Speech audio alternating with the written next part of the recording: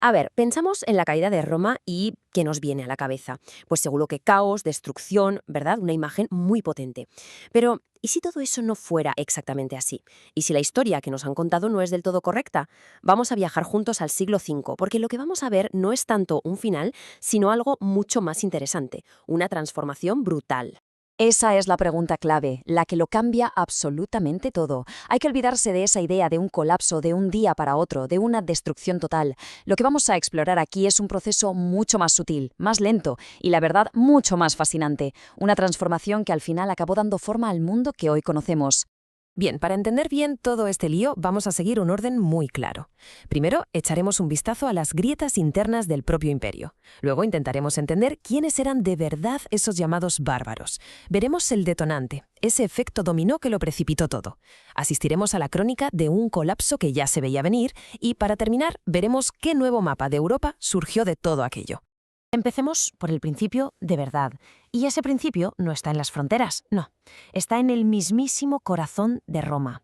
Mucho antes de que llegara ningún invasor, el imperio ya estaba, por decirlo de alguna manera, enfermo por dentro. Las grietas en los cimientos llevaban tiempo haciéndose más y más grandes. Ojo, que esto no fue cosa de un par de años. Los historiadores hablan de una crisis imparable y tienen toda la razón. Fue un proceso de descomposición lentísimo que duró casi 2 siglos. Claro que hubo intentos de reforma, pero era como poner tiritas en una herida mortal. Las causas del problema eran profundas, estructurales. Vale, y aquí tenemos las claves de por qué el imperio se estaba pudriendo por dentro. Fijaos bien. Por un lado, unos impuestos que ahogaban a la gente de a pie. Literalmente no podían más. Luego, una sociedad súper rígida, casi de castas, donde si nacías campesino, morías campesino. Y ojo a esto, que es quizá lo más importante, el ejército, el pilar de Roma, cada vez era menos romano. Y eso, como es fácil imaginar, era una bomba de relojería. Hablemos del limes, la famosa frontera romana. Pero no nos imaginemos un muro gigante al estilo de la Gran Muralla China, ¿eh? Era más bien una red de fuertes, de caminos, una zona muy porosa, de mucho intercambio, pero también de mucho conflicto. Y para defenderla, Roma tomó una decisión que, a la larga, fue fatal. Empezó a contratar a los mismos pueblos que en teoría tenía que mantener a raya. Esta cita lo resume de una forma brillante. Es que es una paradoja increíble. El imperio le pagaba a francos, a godos y a otros pueblos para que defendieran las fronteras de otros francos y de otros godos. La lealtad de esta gente era, como poco, muy dudosa. Venga, vamos al lío. ¿Quién era esa gente que vivía al otro lado del limes? La primera palabra que se nos viene a todos a la cabeza es bárbaro. Pero vamos a desmontar esa idea, porque la realidad, como casi siempre, es muchísimo más compleja. Es que el origen de la palabra ya nos da una pista. Para un griego o un romano, bárbaro era simplemente el que no era como ellos, el extranjero. Punto. La idea de que eran unos salvajes primitivos fue una construcción posterior, una herramienta de propaganda que, por cierto, funcionó de maravilla. Vamos a comparar la propaganda con la realidad. ¿Hordas desorganizadas? Pues no. Muchos pueblos, como los godos, eran jinetes espectaculares. ¿Salvajes paganos? Pues tampoco. Muchísimos ya se habían convertido a una forma de cristianismo, el arianismo. La línea que separaba el ellos del nosotros era en realidad muy, muy borrosa. De hecho, esa relación tan compleja tenía hasta un nombre oficial. Eran los foderati. Y no era un acuerdo de palabra, ¿eh? Era un tratado formal, un fodeus.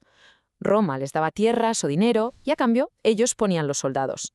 O sea que esto no es una historia simple de invasión, es una historia de interdependencia. Una interdependencia, eso sí, muy, muy frágil.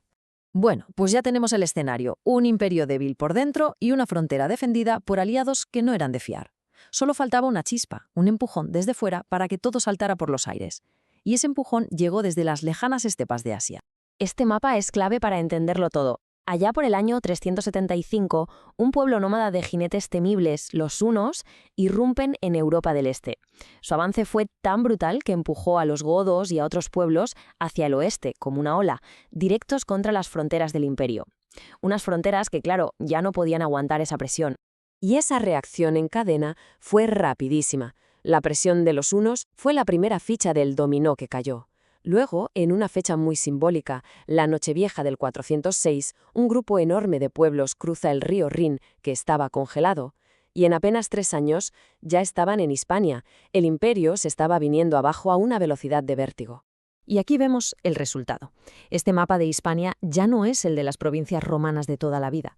Ahora vemos a los suevos en Galeicia, a los alanos en Lusitania, a los vándalos en la Bética. El mapa político de Europa se estaba redibujando a la fuerza, sobre la marcha.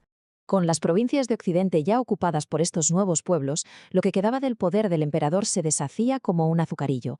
Los últimos años del Imperio de Occidente no fueron una gran batalla final, sino más bien una implosión, una desintegración política desde dentro. Esta frase, lenta espiral agónica, me parece que lo clava. No habla de una muerte súbita, de un golpe de gracia. Habla de una agonía larga, de una pérdida gradual de poder y de sentido, mientras el caos político se adueñaba de lo poco que quedaba del gobierno. El colapso final, en realidad, vino provocado por una serie de asesinatos y traiciones en la cúpula. Cuando matan al general Aecio, que era el verdadero hombre fuerte de Occidente, se crea un vacío de poder que ya nadie es capaz de llenar. Lo que vino después fue un desfile de emperadores títere, uno detrás de otro, hasta que un general germano, Odoacro, dijo: «Basta, se acabó el juego».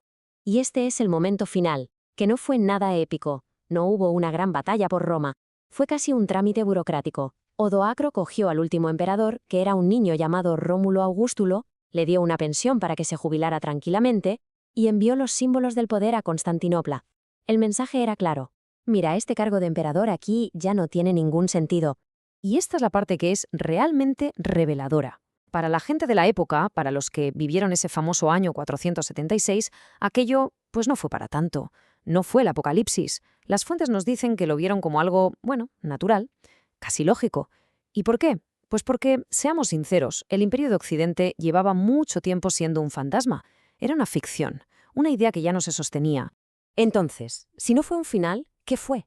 Pues fue una transformación.